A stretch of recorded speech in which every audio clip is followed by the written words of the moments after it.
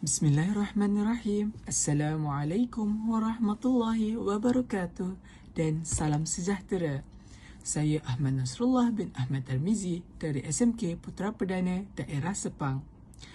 Alhamdulillahirrabbilalamin, bersyukur kita kepada Allah kerana memberi kita kesempatan untuk berkumpul dan membincangkan satu topik yang sangat menarik. Apakah topik tersebut? Topik tersebut adalah kepimpinan dan kepemimpinan. Tapi apa ya beza kepimpinan dengan kepemimpinan ni?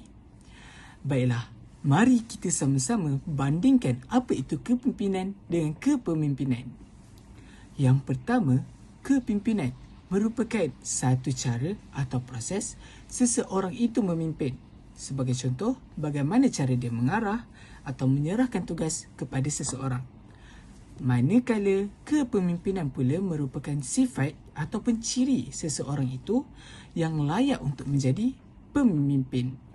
Sebagai contoh ciri-ciri tersebut adalah adil, amanah, bertanggungjawab dan jujur. Sebagai contoh, seorang ketua yang memberikan arahan dengan jelas menunjukkan kepimpinan. Manakala apabila dia bertindak jujur, amanah, bertanggungjawab dan mendengar pendapat orang lain, itu menunjukkan kepemimpinan. Seorang pemimpin harus mempunyai kedua-duanya. Bukan sahaja setakat tahu memimpin, tetapi ianya juga harus mempunyai akhlak yang mulia. Contoh dalil-dalilnya adalah seperti Allah Subhanahu Wa Taala berfirman dalam surah Al-Baqarah ayat 247 yang bermaksud sesungguhnya Allah telah memilihnya Talut menjadi raja kamu dan memberikan kepadanya kelebihan dalam ilmu pengetahuan dan tubuh badan. Ini menunjukkan ilmu dan kebolehan merupakan syarat penting dalam memilih pemimpin.